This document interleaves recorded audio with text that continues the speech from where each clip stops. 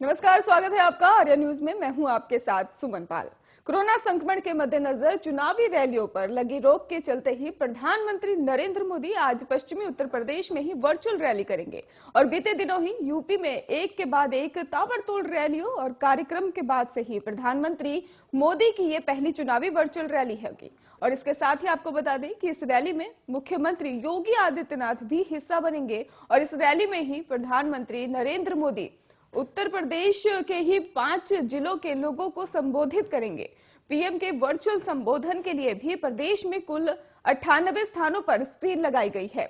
और आपको बता दें कि इस लिस्ट में ही जिन 21 जगहों का जिक्र किया गया है, यहां प्रत्याशी खुद बैठकर संबोधन कार्यक्रम का हिस्सा बनेंगे। जहां स्क्रीन लगाई गई है वहां 500 लोगों के बैठने का इंतजाम किया जा रहा है। और प्रधानमंत्री नरेंद्र मोदी ने एक ट्वीट कर खुद इस बात की जानकारी दी है।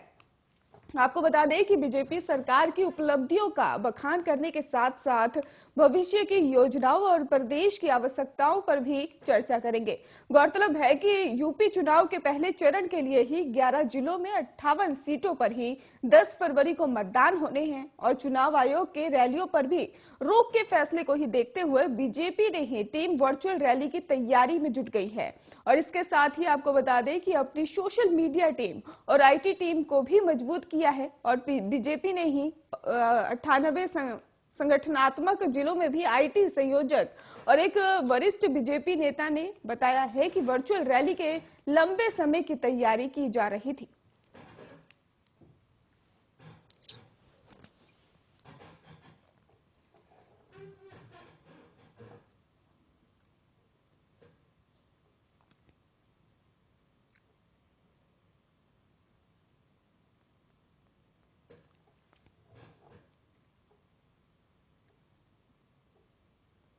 रुक करते अगली खबर की ओर, जहां पर आज से ही संसद का बजट सत्र शुरू हो रहा है और राष्ट्रपति रामनाथ कोविंद के अभिभाषण के साथ ही इसकी विधिवत शुरुआत हो जाएगी। राष्ट्रपति के अभिभाषण के बाद से ही लोकसभा में आर्थिक सर्वे पेश किया जाएगा और देश की आर्थिक विकास की स्पष्ट तस्वीर भी बताने वाला आर्थिक सर्वे आज संसद के पटल पर रखा जाएगा। और चालू वित्त वर्ष ही साल 2021 और 22 के आर्थिक सर्वे में ये पता चल जाएगा कि कोरोना काल में आर्थिक वृद्धि की रफ्तार को देखते हुए ही किस तरह से है और आर्थिक सर्वे मौजूदा वित्त वर्ष का ही लेखा जोखा होगा। और अनुमान लगाया जा रहा है कि इससे देश की जीडीपी के 9% से बढ़ने का अनुमान आ सकता है। देश का आर्थिक सर्वे डिपार्टमेंट ऑफ इकोनॉमिक्स अफेयर्स ने ही तैयार किया है। वित्त मंत्री निर्मला सीतारमण कल यानी मंगलवार को ही देश का बजट 2022 और 2023 संसद में सुबह 11 बजे प्रस्तुत करेंगी। कल यानी 1 फरवरी को ही आने वाले बजट में आगामी वित्त वर्ष 2022 और 2023 के लिए ही देश के आय और व्यय की बही खाता को पेश करेंगी। और मंगलवार को ही केंद्रीय कैबिनेट की तरफ से ही संसद की कार्रवाई से पहले बजट 2022 और 2023 को ही मंजूरी दी जाएगी। वित्त मंत्री के संसद में ही आर्थिक सर्वे की रिपोर्ट पेश करने के बाद देश के ही नए मुख्य आर्थिक सलाहकार वी अनंत नागेश्वर मीडिया के सामने आएंगे और प्रेस कॉन्फ्रेंस में ही देश की अर्थव्यवस्था को लेकर भी चुनौतियों के लिए भी सरकार ने क्या किया है इसका ब्यौरा पेश करेंगे। आपको बता दें कि यह मीडिया ब्रीफिंग दोपहर 3:45 पर होगी। उत्तर प्रदेश चुनाव से ठीक पहले कई नेताओं का दल बदलने का सिलसिला बस्तूर जारी है और समाजवादी पार्टी सरकार में ही मंत्री रहे शिव कुमार बैरिया समेत कुछ अन्य लोग भारतीय जनता पार्टी ज्वाइन करेंगे। और सपा संरक्षण मुलायम सिंह यादव के ही साधु प्रमोद गुप्ता ही बोरिया को ही बीजेपी से लेकर आ रहे हैं। आपको बता दें कि कानपुर के ही ग्रामीण इलाकों और कानपुर देहात में बोरिया की अच्छी पैठ है और इससे पहले मुलायम सिंह के ही साधु प्रमोद गुप्ता और उनकी छोटी बहू अपर्णा यादव बीजेपी का दामन थाम चुके हैं। इसके साथ ही कांग्रेस की पोस्टर गर्ल प्रियंका मौर्य ने बीजेपी का दामन थाम लिया है। बीजेपी में शामिल होने पर समाजवादी पार्टी के पूर्व विधायक प्रमोद गुप्ता ने आरोप लगाते हुए कहा कि अखिलेश यादव ने मुलायम सिंह यादव को ही बंधक बना लिया है और पार्टी में उनकी स्थिति बहुत खराब है। समाजवादी पार्टी में ही अपराधियों और जुआरियों को शामिल किया गया है। उन्होंने आगे ये भी कहा कि पार्टी में गैर समाजवादी लोगों को तरजीह दी जा रही है और मुलायम सिंह यादव को गाली देने वाले लोगों को तरजीह दी जा रही है और खुद मुलायम की भी इज्जत नहीं हो रही।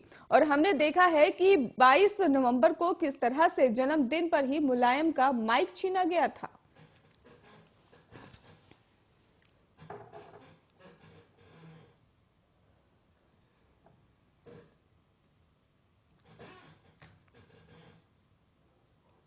मैनपुरी जिले की ही करहल सीट राजनीति की शुरुआत और उससे पहले भी ये इलाका मुलायम सिंह यादव की कर्म भूमि थी। नेताजी का गृह जिला इटावा भी इसके करीब ही है और अखिलेश की सरकार में ही बनाई गई आगरा लखनऊ एक्सप्रेसवे भी इस करहल इलाके के बीच से गुजरती है।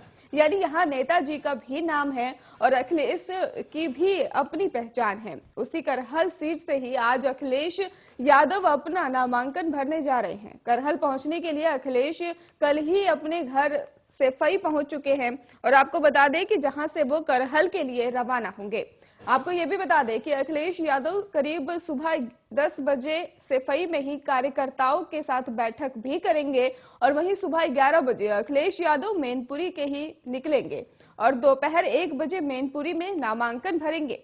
और मैनपुरी के ही करहल से ही नेताजी ने शुरुआत पढ़ाई की लिखाई की है और जिस जैन इंटर कॉलेज से वो पढ़े लिखे बाद में ही वही शिक्षक बन गए और यहीं से नेतागिरी की दुनिया में उन्होंने कदम रखा और अब अखिलेश यहीं से ही अपना पहला विधानसभा चुनाव जो है लड़ने जा रहे हैं। समाजवादी पार्टी के अध्यक्ष अखिलेश यादव ने कहा कि करहल विधानसभा क्षेत्र नेताजी के क्षेत्र में आता है और घर के पास का क्षेत्र है। जनता का धन्यवाद, जनप्रतिनिधियों का धन्यवाद, संगठन के लोगों का धन्यवाद, मुझे मौका दे रहे हैं और करहल से ही विधानसभा लड़ने की करहल विधानसभा उदाहरण विधानसभा बनेगी और विकास को लेकर विकास हो तो ऐसा विकास हो कि भाजपा बहस विकास पर नहीं करती, बताना चाहिए।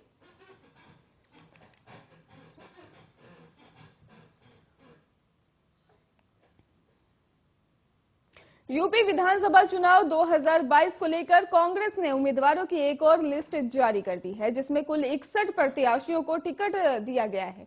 आपको बता दें कि जिसमें 24 महिलाएं हैं और कांग्रेस ने बिलासपुर से ही शिखा पांडे, श्रीनगर से ही चांदनी और धोराहरा से ही जितेंद्री देवी और बिस्वान से ही वंदना भार्गव, सारेनी से सुधा त्रिवेदी और इसके साथ ही केमगंज से ही शकुंतला देवी और भोजपुर से ही अर्चना राठौर, कन्नौज से विनीता देवी, गोविंद नगर से ही कश्मीरा और ठाकुर और को टिकट दिया गया है। वहीं हमीरपुर से ही राजकुमारी नारायणी से पवन देवी कौरी और आह्यार शाह से ही हेमलता पटेल, अयोध्या से रीता मौर्य, केसरगंज से गीता सिंह और तारबगंज से ही सविता पांडे, मनकापुर से ही कमला सिसोदिया, खलीलाबाद से साबिहा खातून और सलेमपुर से ही दुलारी देवी और रसारा से ही डॉक्टर ओमलता बेरिया और इसके साथ ही सोनम बिंद, बदलापुर से ही आरती सिंह और मरिहान से गीता देवी और घोराबल से ही विदेश्वरी सिंह राठौर को टिकट मिला है।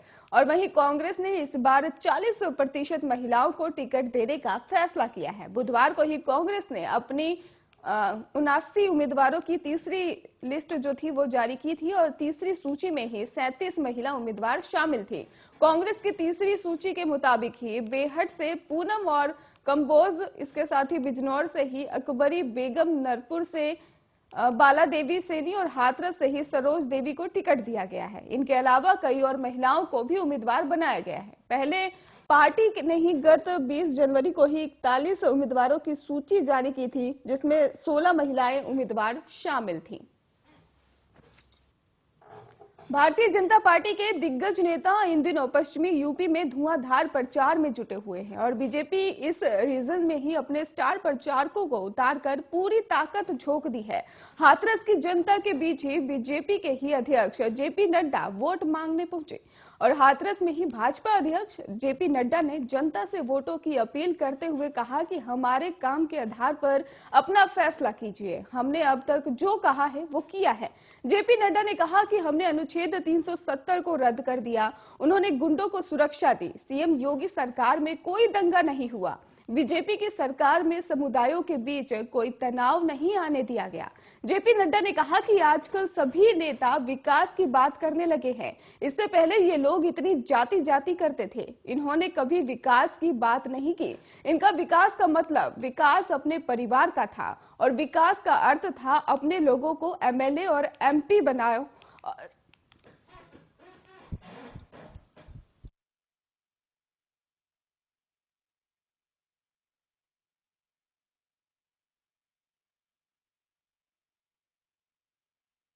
जेपी नड्डा ने यह भी कहा कि मोदी जी ने करोड़ों मुस्लिम बहनों को 3 तलाक के दंश से ही आजाद कर दिया और जब हम संसद में इस पर कानून बना रहे थे तब सपा आंसू बहा रही थी। पाकिस्तान, बांग्लादेश, सीरिया, अफगानिस्तान, ईरान और इंडोनेशिया जैसे मुस्लिम बाहुल देशों तक में ही 3 तलाक नहीं है, लेकिन हमारे यहाँ के नेता मुस्लिम बहनों के साथ अन्याय करते हुए तुष्टीकरण की ही राजनीति कर रहे थे।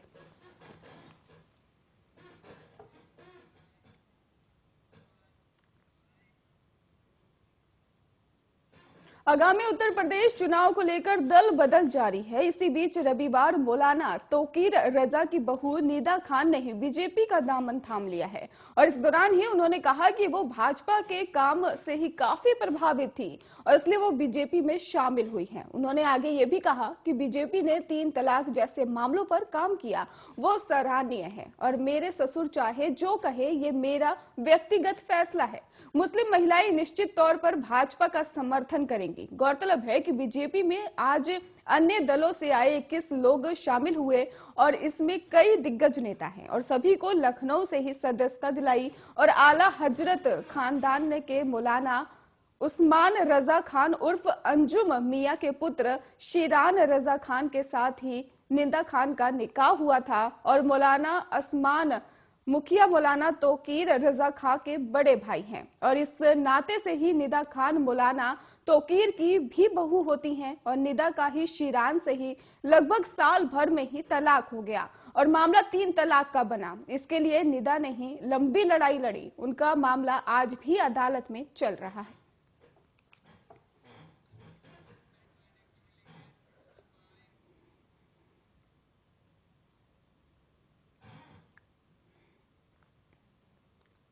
वहीं उत्तर प्रदेश की सियासी हलचल में इन दिनों ही बड़े अजीबोगरीब बयान देखने को मिल रहे हैं। बुलंदशहर में ही प्रभावी मतदाता संवाद कार्यक्रम में मुख्यमंत्री योगी आदित्यनाथ ने कहा कि तीसरी वेव के दौरान एक नया वेरिएंट ओमिक्रॉन देखने को मिला है। लोग आंशिक थे और क्या होगा, और हमने कहा कि हमारी सरकार न केवल पेशेवर गुंडों और माफियाओं को ठीक करती है बल्कि कोरोना को भी ठीक कर देगी।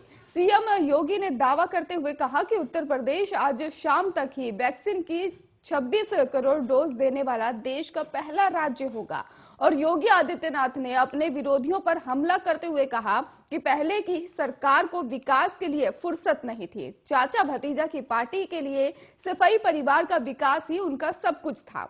बहन जी के लिए भतीजे का विकास ही सब कुछ था और अब भाई बहन की पार्टी को आपदा आने पर ही भारत याद नहीं आता, तब उन्हें इटली में नानी याद आती है। और सीएम योगी ने ही अखिलेश यादव पर तंज कसते हुए कहा कि ये इत्र वाले मित्र 5 साल तक बिल में ही छुपे रहे और जैसे ही चुनाव आए तो इत्र वाले मित्र फिर से अपना सहारा ढूंढने लगे और जब जेसीबी चली तो नोट के ढेर निकल पड़े। और इससे पहले उत्तर प्रदेश मुख्यमंत्री योगी आदित्यनाथ ने बुलंदशहर के सेठ सूरजमल जाठिया राजकीय कोविड अस्पताल में ही कोविड प्रबंधन का भी जायजा लिया।